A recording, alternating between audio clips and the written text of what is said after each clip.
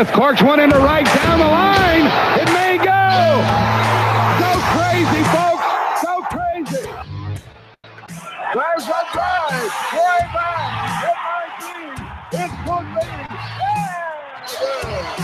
Playing a high drive into left. Back goes to Craig.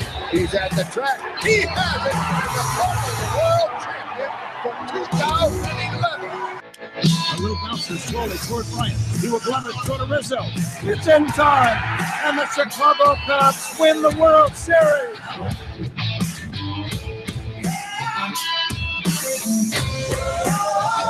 This is the Team of Rivals podcast. No insiders, no anonymous sources, just passionate analysis from the bleacher seats. Here are your hosts, Ron Nuttall and Peter Geddes. I'm out of it for a little while. Everybody gets delusions of grandeur. Oh, man, isn't that? In the words of Han Solo from Return of the Jedi, delusional is what most of us have been, I think, in recent weeks. And we had a big question answered on Friday.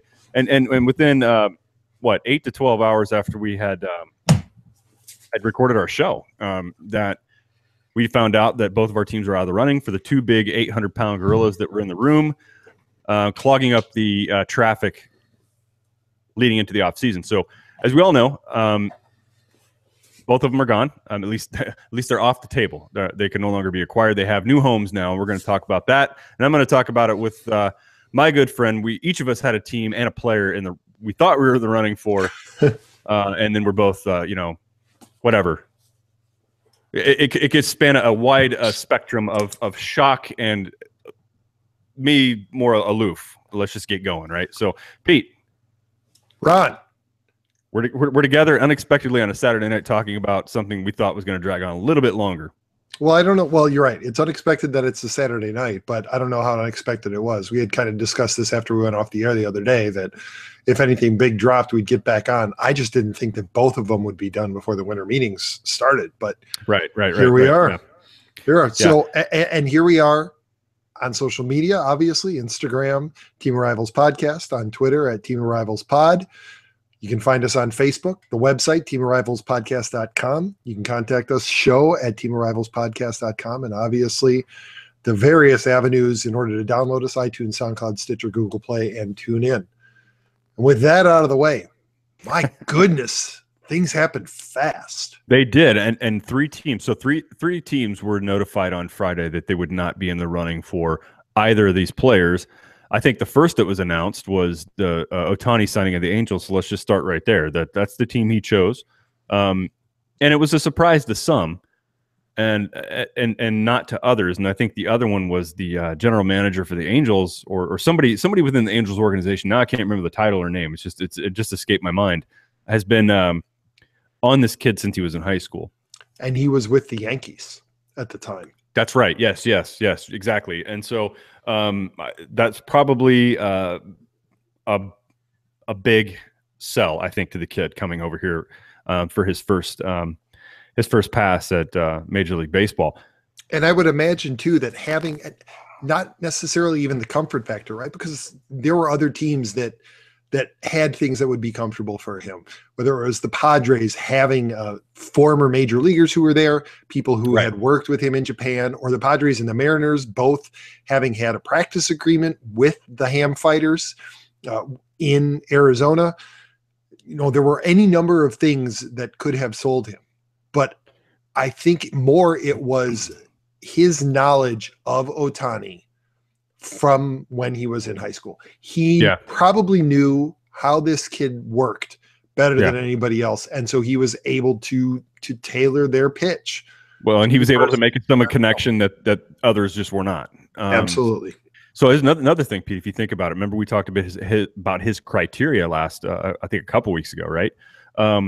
What was he looking for? Maybe this was Thursday, but what was he looking for? We went down the list of them. One of them, and I don't know if this was ever confirmed or not, but it was he wants to establish himself where there has not been a Japanese star before. Right. And the Angels, I guess, would have checked that box too. Right. I think I read the last Japanese player that they had who was of any consequence was Shigetoshi Hasegawa. So Yeah, and that doesn't. He'd already played with a team, I think, before that, right? He'd already been with the Major League club, so he didn't, come from Japan directly to that club and then established his name there. So I think that checked off another box that the Cubs couldn't do, the Mariners obviously couldn't do, LA couldn't do, the Rangers couldn't do. So if you really start to narrow it down, what was it? I guess it would have been between. Would it be between San Francisco, San Diego, and the Angels? I don't know. I think it might have been. Well, why wouldn't it? I think none of those teams have really checked that box, right? I mean, they really haven't imported a Japanese star yet. No, you're right. I know. You're right. But the other four had. Yeah, you're right. You're absolutely right. Although I think star is a rather loose term when you're talking about the Cubs. Well, and you know what it was, the Cardinals too. The Cardinals brought Sota Gucci, but he spent a good year, if not 2 years, in the minor leagues before he ever got his chance to come up to the Major League club. So that's a stretch too.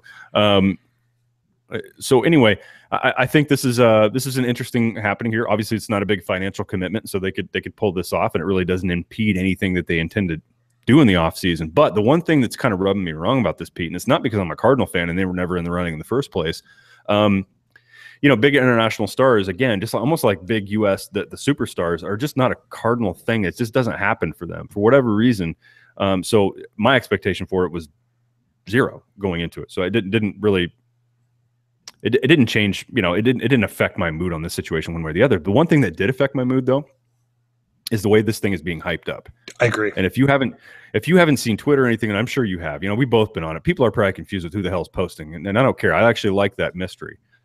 But if you look at it, they put his picture right next to the championship. I mean, the Astros, like as a group together, not the whole team, but like the stars of the team, around their World Series trophy, with a picture of just Ohtani by himself saying, "Hey, are the Angels now?" I mean, really, are they going to rocket past the Astros from this one kid? I mean, is this really a fair thing to do? And it's really, I'm not looking at him, Pete, or his representation, pointing my finger at them. I'm pointing it at just these idiots that are posting this stuff. I'm like, really, are we going there already? He has not faced now. I'm saying he's not faced a major league talent in a major league ballpark. Of course, he's faced former major league talent. Yep. In Japan already, right? Got it. But there's a reason that they're former talent. True. It's very true. But come on, let's be fair and let the guy get in at bat first. Let him pitch again. Let's get till June or July before we start throwing that kind of crap up. And then there's a special video about them printing off his first jersey. I get it. If that's for the Anaheim fans, fine. But that was like an MLB posting. Yeah. Shut up. I agree. What was the last thing was I forgot it now. It was like Ohtani plus Trout, and it was like, are they playoffs now? No, they're not. They've got a lot of holes, just like my team does. That's not, that one move's not going to fix it for them. I think you and I exchanged text about that earlier today. We did, and I pointed out at the time they finished 21 games back of the Astros. That's a big gap, man. It is, and I understand Trout was injured this year. But getting Trout back and assuming that he plays, let's say, 150 games, and then adding Ohtani is not going to get you 21 wins. And yes, the Astros probably will come back down a little bit. They'll come back to earth. Sure. But they're not going to come They would have to come back probably 15 games in order for Ohtani and Trout alone to make up that difference. So, yeah, the Angels have a lot of work to do. Now, they absolutely could qualify for the wild card. But I don't think that it's guaranteed the way that a lot of these writers are talking about, that there are now basically 5 big teams in the AL and everybody else should consider selling off. I read an article today that basically said it's over. It's the Red Sox, the Indians, the Yankees, the Angels, and the Astros, and everybody else can just pack it up and sell off all their players because it's not worth it. Man, I just don't know how in their right mind that this one acquisition, a guy who's let's just face it, I know he's a super talent, right? I mean, I know that he's a prospect. He is a prospect just like anybody else right now. I don't care what anybody says. Yes, he's going to be on the Major League club to start the year, so you could say he's a Major League ready prospect at best. That's what you can say. But he hasn't proven anything yet in the U.S., so I don't know how anybody can say, well, yeah, Astros and Angels have the West locked up. Everybody else should go ahead and just go into a full-blown rebuild. Bullshit. I mean, there's a lot that has to happen. Let the kid prove himself. Don't throw this on him yet. I mean, I agree. It's ridiculous. And I think this gets back to kind of what you alluded to. This is unfair to him. This is putting even more pressure on him than he needs. Let him prove himself. Let him do it. As I said to you earlier today, I don't recall this kind of hype on previous phenoms. No, I don't either. It wasn't until after Chris Bryant and Bryce Harper and Mike Trout had actually shown something, whether it was an insane spring training or the way that they just destroyed the minor leagues, that people actually went out of their minds about these players and said, these guys are going to change the face of baseball. He hasn't, you're right. He hasn't thrown a single pitch. He hasn't faced a single pitch in the majors. And yet you're ready to crown him a game changer. Back off, take some of the pressure off and let him prove himself. It's one thing, Pete. Look, it's almost like stacking the deck against him because here's where I'm going with this. Yeah. It's not that he just has to come over and prove that he can hit major league pitching. He has to come over and prove that he can pitch to major league hitters, which is there's not even any American players or Latin American players in recent age that have had that kind of pressure on them. And the way that the media has been talking about him, it's not going to be enough if he can hit and if he can pitch. The way the media has been hyping this, he's got to dominate. He's got to dominate. He has to be in the top 10% of both hitting and pitching, or else everybody is going to say, well, wait a minute. We were told this was the Japanese Babe Ruth, and Babe Ruth was one of a kind. Well, who is the other Japanese Babe Ruth? That's already doing him a discredit. And I forgot the name. Come on, Sadaharu O? Yeah, but when people call him the Japanese Babe Ruth, they're referring to the fact that when Babe Ruth started, he was a dominant pitcher. Yeah, not just a pitcher. He was an outstanding pitcher. And so that's God, man, that's a lot of pressure. Boy, John Goodman didn't look like he could really throw that hard. No, he didn't. All right. Anyway, so I think we're on the same page here. Look, we wish the kid all the success in the world. I think it'd be a great story. It'd be an interesting thing of the impact it would have on baseball if he's actually successful playing both ways, because I do think that would open a door for teams to consider other players that have an arm from hell and can hit, the ability to play both ways. Because we've seen it, man. We've seen pitchers that can hit. Jake Arrieta hit a few unnatural home runs. And I say unnatural because it didn't look like a pitcher hit him, man. It looked like a regular, everyday position player that knows how to center a ball and, knock the cover off of it. Yep. Carlos Zambrano, Jason Marquis, when he was with the Cardinals, that guy could have probably been an everyday position player if he wanted to. These guys handled the bat really well. So we see this, right? But they're never allowed to do it here. So this is going to be interesting to see if this kind of breaks this mold, this way of thinking. I think it'd be very interesting. I agree. And this is not coming from the standpoint of a bitter Cubs fan. But seeing what we're already seeing now that he's chosen a team, I kind of wonder if he wouldn't be in a better place from a media standpoint if he had ended up with the Cubs. And hear me out. Here's why. They already have a locker room full of strong personalities who have dealt with much more hype than this poor kid's going to have to deal with, right? They had to break the curse.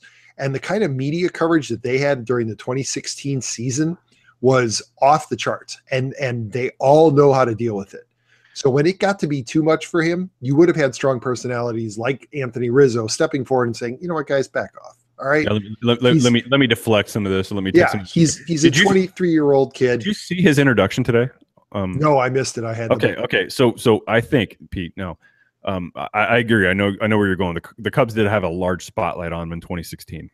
And it was a quick spotlight too, because I think people thought that the Cubs were coming. But again, and we've talked about this 100 times on here, the Cubs actually arrived probably about a half season ahead of when people thought they were going to be serious. Sure. And I doubt that you would have looked back 4 years ago. You said, well, let's call it maybe 2017, 2018. The Cubs are going to be here. And they arrived a lot earlier. So they had a spotlight on them at a very quick time. Now, if you go back and watch this guy's introduction by the Angels, just go watch it and then come back on the show next Thursday when we record again and right. Tell me what you think about, or I know Thursday we got something going on. Never mind. Really early Friday morning. Really early Friday morning, whenever we could do it. But if you look at the conference or the event that they had around this, it looked like a World Series celebration. They had, the banners that they hang around the stadiums, on the whatever the fascia between the upper deck and the lower decks. The banners, right? They're the red, white, and blue striped. Yep.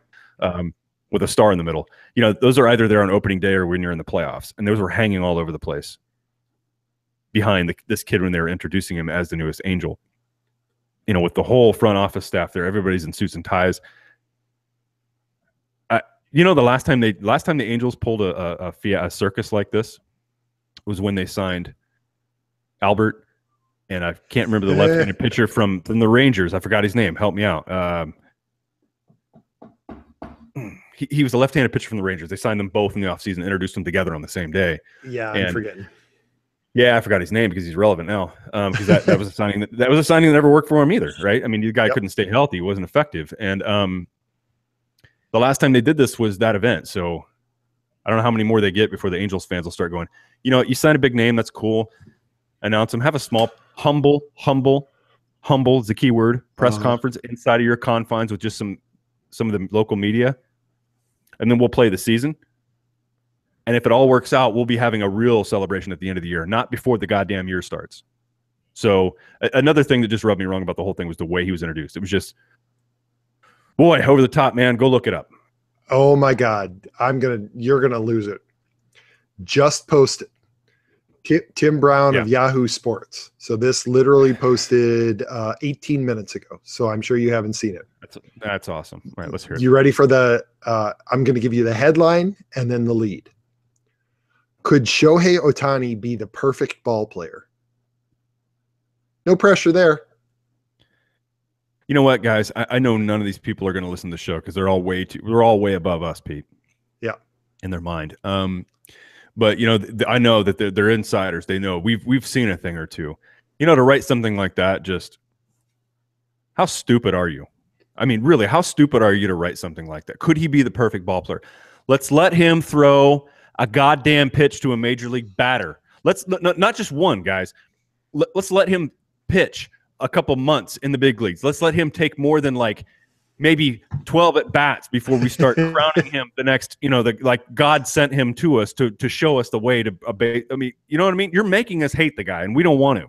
Yep. And this, stop it. Stop it now. Stop it. And you know, because obviously we've been exposed to the media, usually when I read a headline, I'm willing to give the writer a break because we know that a lot of times it's the editors who write the headlines. But here's the lead. Yeah. If this indeed is the perfect ball player, yada, yada, yada. So whether or not he wrote the headline came from his lead. He calls him the perfect ball player in the lead. I agree. Back the F off and give him a chance. You are setting the expectations so high. It's going to be almost impossible for him to live up to them. Well, and the sad thing is you're making, you know, other fans that were kind of indifferent to this. I mean, look, did any of us hate Ichiro? No. Did any of us hate? I mean, name another star. Did any of us hate Kirby Puckett?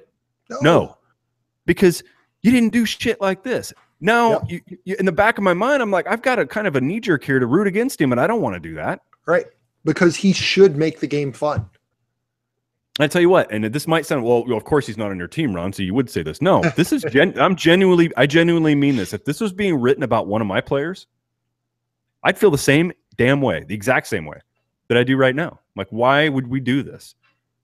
Why would we declare that we're already NL Central champions because of one acquisition? That's setting yourself up to look like a jackass at the end of the year. I agree. You know how I am. I'm pretty circumspect when it comes to this kind of stuff. I don't like to get ahead of myself. I might be excited about something, but you're not going to hear about it. Yep. At least not right away. So maybe it's just my personality, man. Maybe I'm just a boring chess player, clubhouse, Mike Matheny fan. You're way too passionate to be a Mike Matheny guy. Yeah. All right, man. We got another elephant in the room now. I think I'm unless you got any other points on the Ohtani thing, I'm ready to move on to something else. Now, let me tell you something. So the Cardinals were informed on Friday that, you know, Stanton was not going to waive his no trade clause, and shortly after that, the San Francisco Giants received, you know, or the second woman to not receive a rose. So neither one of them are moving on to the finals. And not long after that, there came a four-team list, and clearly it highlighted that Stanton wanted to play for a winner because it was division winners, right? It was division winners. And here's another coincidence. This is not just division winners, the NLCS teams. Yes, yeah. Well, right. It was all the ALCS teams, or sorry, all the LCS teams in the American and the National League. It was all 4 of those teams. And this is a coincidence, but it's just pretty funny, right? If you look up the top 4 populations in the U.S. cities, right? New York, L.A., Chicago, Houston. I don't know if the order is exactly right, but those are also the top 4 in population, and therefore you'd assume those are going to be your top 4 markets or close to. Houston might be, maybe, but. And that's why Major League Baseball had to have been thrilled this year with the playoffs, because they guaranteed that 2 of the top 4 markets were going to be in the World Series. They must have been ecstatic. Yeah, no, and they had. Yeah, you're right. They had to be, but they're probably like hoping Houston wouldn't make it. But sure, but they would take it because Houston. Sure. Well, they already had LA and Chicago in the NLCS. So I mean, they got their ratings there. But anyway, there were definitely a sigh of relief when Cleveland did not advance. Right? I mean, imagine the St. Louis and Kansas City World Series in '85. I'm sure that NBC executives are like, oh, great. Anyway, not all Yankee fans are happy about what's happened, and Pete. And so I want to play a little clip here. This is I can't wait to hear this. He is a fan of ours, and from time to time he tries to draw us out into crap talking with him, and we haven't done it yet. But he left us a voicemail because he doesn't sound like he's too thrilled about this move. So without further ado, here's our buddy Chris. Here's my whole take on this Stanton bullshit. He's not gonna he's gonna be a disaster, catastrophe. He looks like one of those idiots who should be in Chicago or St. Louis eating the out of some Chicago deep dish pizza because he's a moron and has no idea what good pizza is. The rest of those morons in the Midwest who can eat all kinds of and have no idea what they're doing. The fans are going to drive him out of the city because he's not tough enough. He doesn't have thick skin, and they're going to pay him money. It's going to be another A-Rod catastrophe disaster. That's my take on it. And I know Peter Geddes on the show is probably going to be like, wow, this is a great deal for the Yankees. No, you idiot. It's a horrible deal. Too much money spent on this idiot. He's going to suck. He's going to be a distraction. He's not going to be able to deal with the fans and the media. This isn't St. Louis. It's not Chicago where you have everybody sucking your They're going to be riding his ass. It's terrible. It's terrible. Hope you're doing all right. I'll talk to you later. Merry Christmas.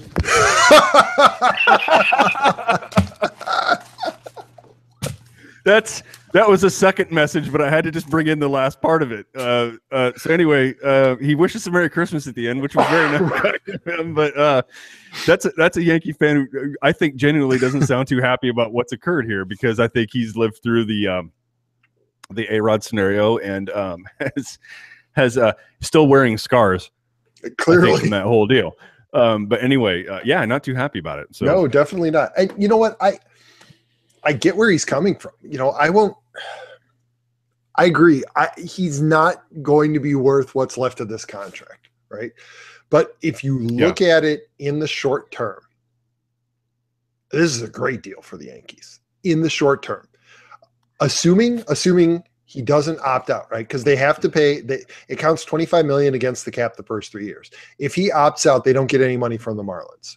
And that was something that people have only just come out in the last hour or so. Yeah, I just read it, I think, before we got on tonight, that the Marlins are actually not giving the Yankees any money on the first 3 years. Unless he opts out. Or I'm sorry, unless he stays with the Yankees, in which case. He stays, right. Right. Which then it brings his average annual value down beyond that, right? Beyond the last 7 years, his values, at least as far as what's out of the Yankees' pocket, is only $22.7 million. Correct. Which if he still continues to produce, yes, his last 3 years might not be what you want, but that's still, I think for those 4 remaining years, 4 of the 7, let's call it, if he continues to produce, that's not bad, man. That's not a bad. You figure by the time what a salary is going to look like at that point, right? So, and especially after Harper hits the market next year and Trout hits the year after that, you're probably looking at 2 players who are going to average 35 or more million average annual value over the length of their contracts. So Yeah, you're right. He is going to look like a bargain. And if you consider who the Yankees gave up, they really only gave up Starlin Castro. Yeah. And the Marlins are going to flip him anyway. I don't think he's going to see a day in a Marlins uniform. But so what? So they gave up Starlin Castro. They're going to bring up Gleyber Torres, and it's either going to be this year or next that he's going to become their full-time second baseman. So this, if anything, from a financial standpoint, this probably actually does help them, because in the long run, sure, you're turning Castro's $7 million contract, something like that, into essentially a $22 million contract, but it's with two players instead of one. It's not that bad a hit, but I agree. Over the long term, there's a good possibility that this is going to hurt him. And what I would say to Chris and any other Yankees fans who are frustrated by this is, don't give up hope that he's not going to leave, right? Because the Dodgers are in a much better place next year. Well, yeah, right. Even next year. Yeah. So who knows? In 18, the Yankees may decide we're a better team with Bryce Harper in the outfield than we are with Giancarlo Stanton. Let's flip him to the Dodgers. The Dodgers will be able to absorb his contract, and then let's go and get Bryce Harper. So I wouldn't. That'd be an interesting turn of events. You might be right. I mean, it may not have mattered where Stanton ended up ultimately going this year. That could have been a possibility for any team because they know where he wants to go, and they know the Dodgers. You're right. They know the Dodgers' bad contract situation is greatly reduced. Next year. Yeah. So that's a good point. I hadn't actually considered it that way. I still feel kind of, Pete, like if he has a productive year, he probably will be there for 3 years. Yeah. Yeah. I mean, they'll want to keep him. I mean, I think ultimately I think he's going to stay with the Yankees at least for the next 3 years. Who knows what's going to happen when he hits his opt out? You think about it in successive free agent periods, you could go Harper, Trout, Stanton. If he produces over the next 3 years, he may be able to turn that $25 million contract into a $40 or $45 million contract, depending on how well he's hitting. Right. I mean, and he could even, think about it this way, right? I mean, he could maybe equal the same amount of money over the time, but maybe a year or two less, right? If you really wanted to, right? And if you didn't want to extend it out that far, but it was all said and done. Speaking from the position of at least just a Cardinal fan, I believe I'm level-headed. Not the pocket of zealots that exist on the internet that want to boo him every time he comes in the stadium. Quite honestly, I could care less. I didn't expect the Cardinals were ever in serious contention with this. I mean, he at least extended them the opportunity to sit down and talk and, hey, present me your plan, try to sell me on why I should go here. The guy just doesn't want to go to a smaller Midwest market. Right. And totally okay. Based on the list of teams that got out, he doesn't want to go to a team that is going to have to struggle to be in contention. He wanted to go to a team that was already in contention because he wants to play for a winner. And I get it. Can't blame him. He's been with a terrible team his entire career. He wants to contend.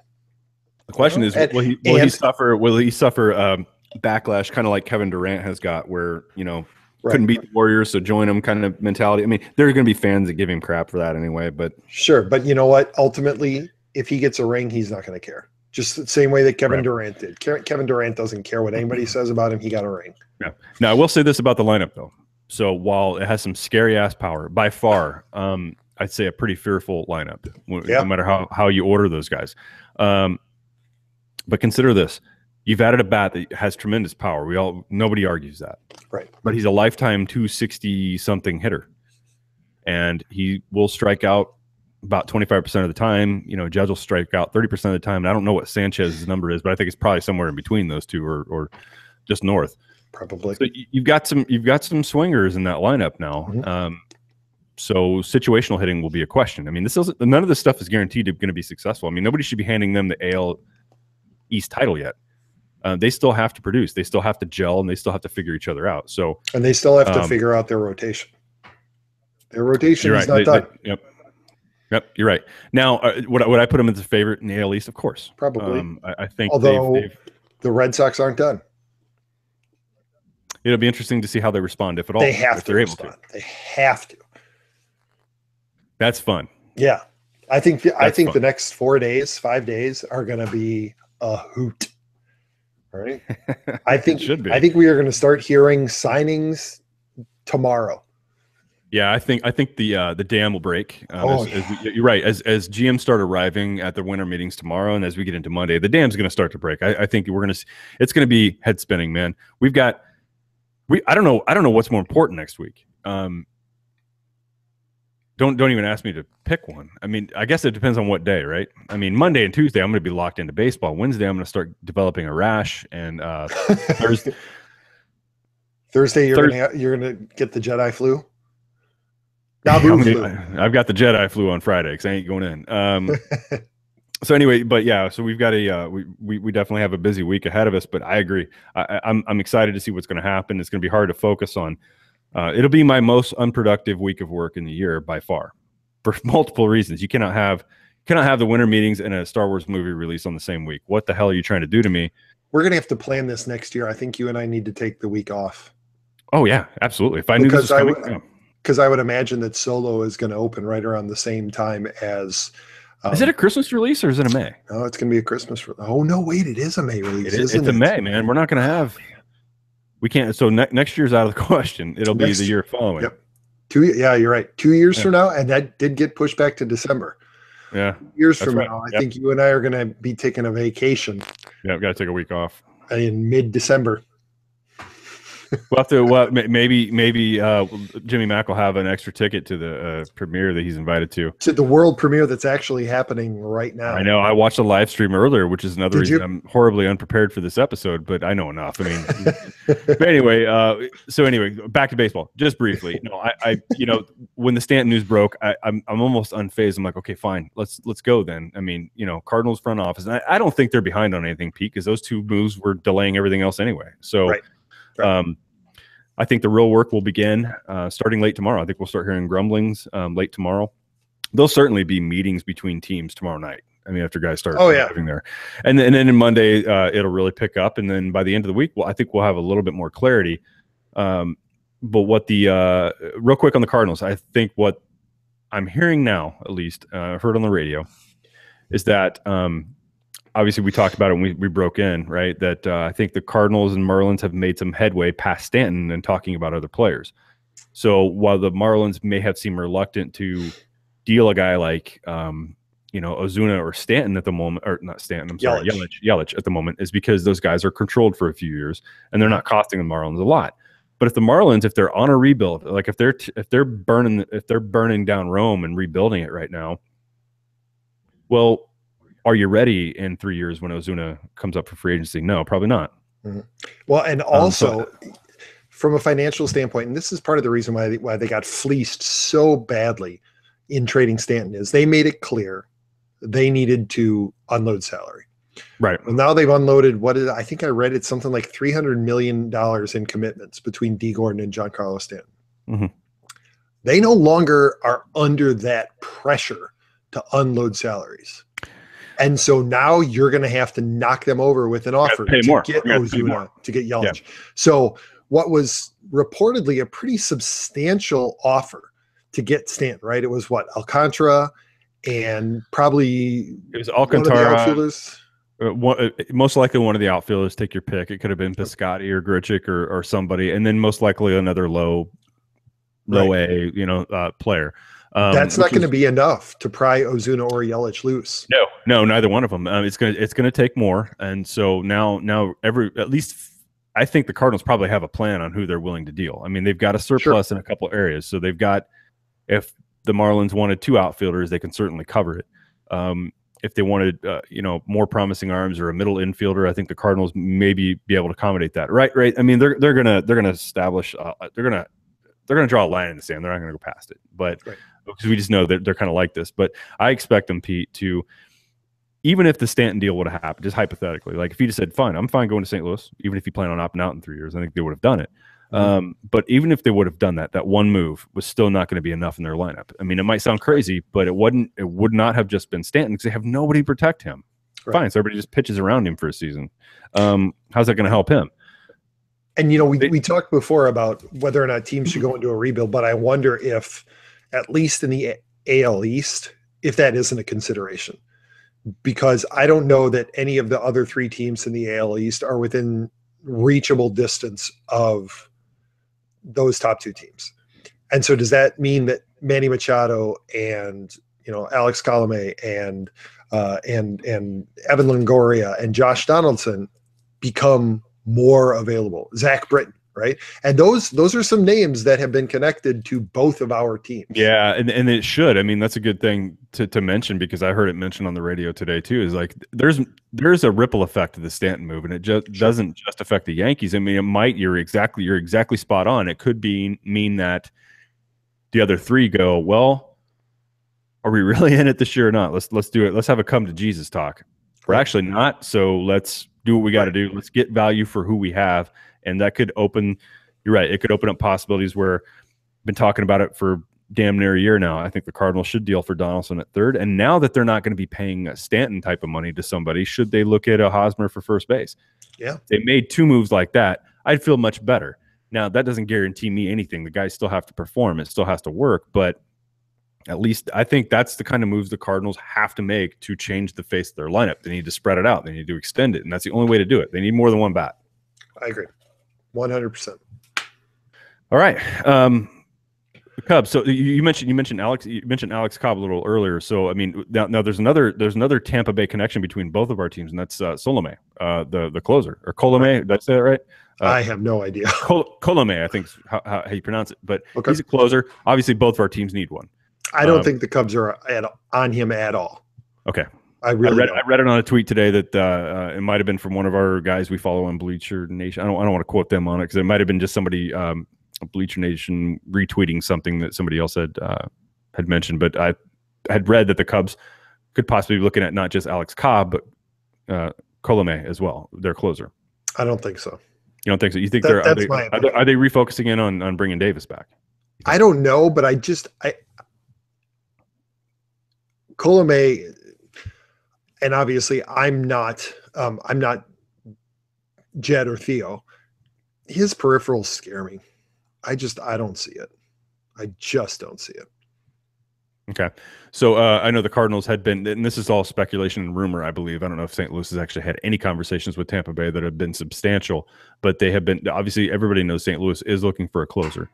And so I know his name has been mentioned, and as well as it could turn into a bigger deal for third baseman Longoria. Now, of course, if you give me the choice between Donaldson and Longoria, I'm gonna go Donaldson right now.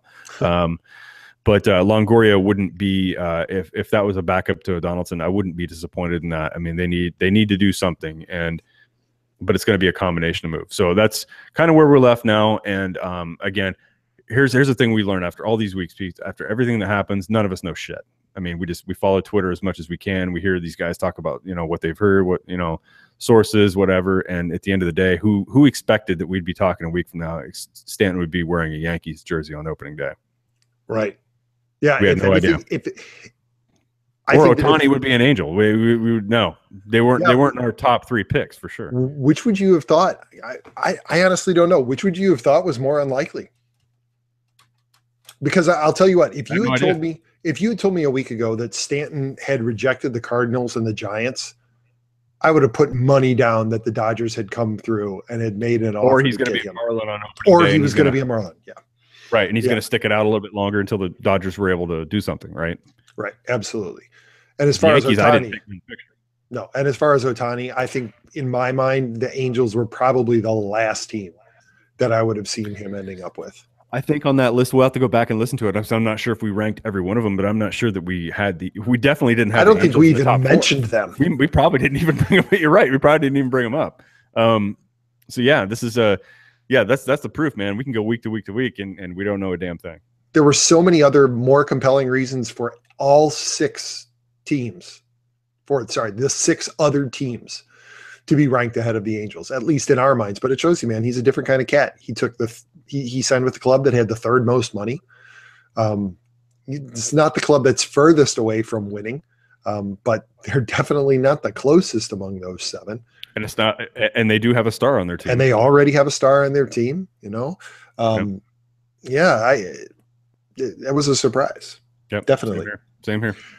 Now, as far as talking about things that we don't know shit about, here's the one thing that I probably don't know shit about, but that I'm hopeful of, and that is it would certainly appear that the Stanton trade has taken the Yankees out of the Bryce Harper market next offseason. It would appear so.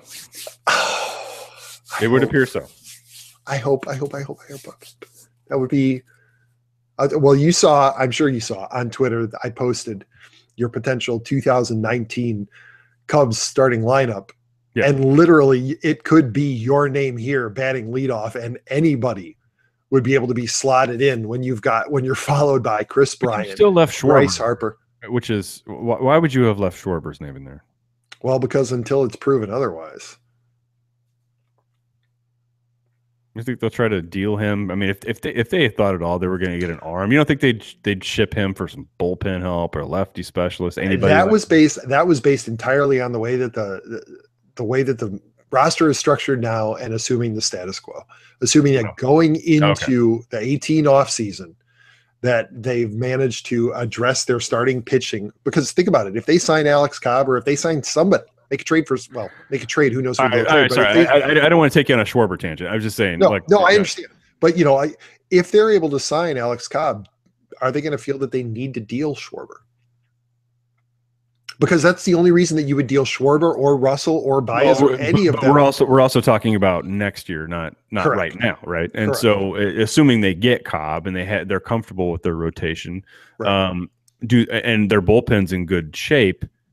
Do you keep? I mean, that's where I'm going with that. I mean, so anyway, I think if Harper arrives in town, man, Schwarber's not going to be a Cub. He's not going to be a Cub by then. He's going to have to end up playing somewhere else. And he very well. What would you keep him around for? Well, depending on what you can get for him, I think that's ultimately what it comes down to. If you're going to get Harper in there, do you really care at that point? Well, yeah, you do. You're not going to deal him away for magic beans. You're going to want to get something. And it depends. Magic beans might sound pretty good. Well, it depends on, and we're talking about a lot of hypotheticals here. It really depends on what he does this year.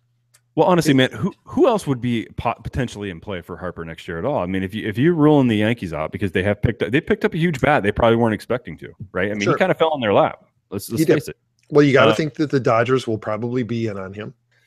Conceivably, I think that's a good guess because now that they've, Stanton's been removed from the chessboard. You might be right. I mean, what other star can they get to carry that team forward? I mean, how many years realistically do you think a guy like Justin Turner is going to be? He's going to be the offensive and everyday position player guy, right? And then you think about. Obviously the Nationals are going to be in on him, right? That goes without saying. The Nationals they're going to drive his price up big time, right? Well, they're not going to want to lose him, right? No, absolutely not, right? You have to think that the Phillies will be close on their rebuild, and they have money. They have the ability to support. At that point, they will have the ability to support that kind of a signing. So there's still going to be a market for him. I just think that it's going to be very different without the Yankees as part of it. I totally and who knows? agree. And I would imagine the Red Sox will probably be in there too. You just stole it. I was going to say Boston. I mean, they're obviously they're going to show up, right? I mean, if the Yankees this year, this is where I was going to go with this. The Yankees this year picked up a big bopper. Don't you think the Red Sox are going to want to? Even if they're unable to respond this year, I think you pretty well bet that they're going to jump in next year on it. So I think his price is going to be sky high, Pete. And that's why I thought, man, the speculation from even writers like Ken Rosenthal is this thing could go up to 400 over 10 years. Now, here's what I wonder is, and this was spurred by Brett Taylor's speculation at Bleacher Nation, and I think it's an interesting assessment is, at what point does the commissioner's office step in and say, no, that's not realistic, right? Because it doesn't count against your salary cap what you're paying the player that year. It's the average annual value. Mm-hmm. So who's to say that somebody doesn't go to Bryce Harper and say, hey, we're going to pay you $500 million over 20 years. And we'll front load it, right? We'll pay you $400 million in the first 8 years. So he's making $50 million a year in the first 8 years. And then your last, whatever. Right. but because the average annual value gets driven down to 25 million, that's suddenly a very, very affordable contract. Well, and there was also some talk about gosh, the Yankees got a sweet deal here with Stanton, right? How could this be so perfect? But I think the argument was, and I think they do watch this kind of stuff. So it is an interesting question that you're throwing out there. Like, at what point in time do they say, guys, no, right? No, this is too much of a numbers game here. We're going to, we're going to change how we look at this because we need to, because this is affecting competitive balance and fairness. So they're talking about this sweet deal that the Yankees just received too. The rich get richer, right? They looked at, well, this is a commitment made by a prior owner. Right. But the thing is, Pete, like, did they not know of this contract situation going in? I mean, did they really not know about this? No, they knew about it. I mean, so you look at that and go, really? I mean, how? You knew what you were walking into. You knew what you were buying. How can that be used as a whatever? I mean, I don't care. It doesn't affect me one way or the other. He's a Yankee now, but it's like a deal like that's too. I mean, a player. Well, I don't know. It's the no trade clause is what this whole thing was hung up on, right? Yeah, and the former owner committed to it, and that's just, it is what it is, and there's nothing wrong with it. Nobody broke any rules, so. And credit to Giancarlo Stanton for wielding his no trade clause. Unlike GM of the year, really. Yeah, absolutely. Unlike most other players with their no trade clauses, credit to him for actually using it. Right? Usually you see other players who end up taking a trade somewhere that they probably really don't want to be in order to receive some kind of inducement, right? An elimination of an opt-in for the team or additional opt-outs, right? Right? Eliminating QOs, getting more salary front-loaded, whatever. Yeah. He only used that opt-out or that no trade clause in order to ensure that he went somewhere that he wanted to be. So hats off to him on that. Yep. I can't fault Giancarlo Stanton for anything that has happened over the last 10 days. No, not I wouldn't his fault at all. Nope. And I feel the exact same way. I mean, if you are not from a region, and you just like, I have nothing against it, nothing personal. I don't want to spend my time. I don't want to commit potentially 10 years of my professional career somewhere where I just don't know. And the honest to God truth is, he only goes to San Francisco once a year for 3 games. Right. 4 maybe. He only goes to St. Louis for 3 or 4 games maybe. Okay. I get it. Yeah, I'm with you, man. I know. I don't feel one way or the other. I'm glad that these conversations are over now. Right. And now, unfortunately, we have to hear the celebration. They're going to have a parade in New York too, probably. But that's at least a parade that Chris won't be going to, evidently. But he will go if there's a parade down the Canyon of Heroes, I'm sure. Well, wearing his Giancarlo Stanton jersey when he hits 65 home runs and wins the World Series MVP. Just buy him one for opening day right now, because anyway. Harper to Chicago would be definitely a loaded gauntlet of a lineup. I mean, just looking at even the hypothetical that you put down, yeah, of course. I mean, who the hell wants to? Here's the question: who would want to go against it? Right. Here's the question I have: does it become the Harbrizzo Souvenir Company or the Brizoper Souvenir Company? I mean, they're going to have to figure that out. Taking on a third co-owner, Yeah, you got to kick that around with your fandom, because I'm not going to participate in that.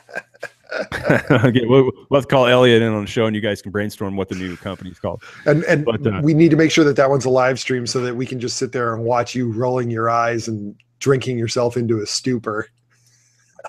I don't have to drink over that, but I could. I mean, listen to 2 Cub fans talk about their, but anyway. Yeah, well, it's definitely not a pleasant thought. But you know what? I mean, these kinds of things are what they are. You have zero control of them. I'm most concerned with what my team's going to do over the next several weeks, and that's, and if they whiff, I mean, seriously, man, if they whiff and there's moves out there to make, and they watch sit on their hands and watch other teams do them, then you're going to hear me bitching about a lot of stuff. My anger is not going to be focused on what everybody else has been able to do. It's going to be about what my guys haven't been able to do. Sure, of course. Right. All right, man. All right. Yep. I'm good. Well, I can't imagine that we're going to talk to each other again before Friday. So enjoy the week. Listeners and viewers, prepare yourselves Friday or Saturday's podcast, whenever it comes around, is going to be a long one. Well, at least on YouTube it is. I know that Ron will cut it off for the post once we finish talking about baseball, but there's going to be about 16 and a half hours of Star Wars discussion at the end of that podcast. Yeah, and there will be, they're right, and there'll be another one too, and it'll probably be my brother will most likely do a reactionary show, and it's the Bad Critic, and I'm not sure when he's going to do it, but if you've picked his up too, look for it. Yep, absolutely. I'm sure he'll do it. Yeah, and we definitely it's one word, right? Bad Critic Podcast. Look for it on iTunes. All right, man. Let's wrap this thing up. On Twitter at Team Arrivals Pod, Instagram Team Arrivals Podcast, and Facebook Team Arrivals Podcast. You can find us on the web at teamarrivalspodcast.com, and you can contact us by email at show@teamarrivalspodcast.com. As always, the show at teamarrivalspodcast.com. And as always, iTunes, SoundCloud, Stitcher, Google Play, and TuneIn. Please like, rate, review us, and most importantly, share us, whether it's an electronic share or just word of mouth. Tell people about the show. We want to make this something that we can actually make something of our living on, rather than just recording this for free. So please do share us. I want a review, and I want a good one. And email us. Let us know what we're doing. That's great. And don't tell us what we're doing that's bad, because you don't know what we're doing. We do. Anyway, great show this week, Pete. Talk to you next week. Bye. Hold on. That didn't work because I had the volume all the way down. Son of a bitch. Audio problems are back. Don't worry about it. All right, everybody. Just kidding about that comment I made earlier about you don't know what you're talking about. We love y'all. All right. Talk to you next week. Bye.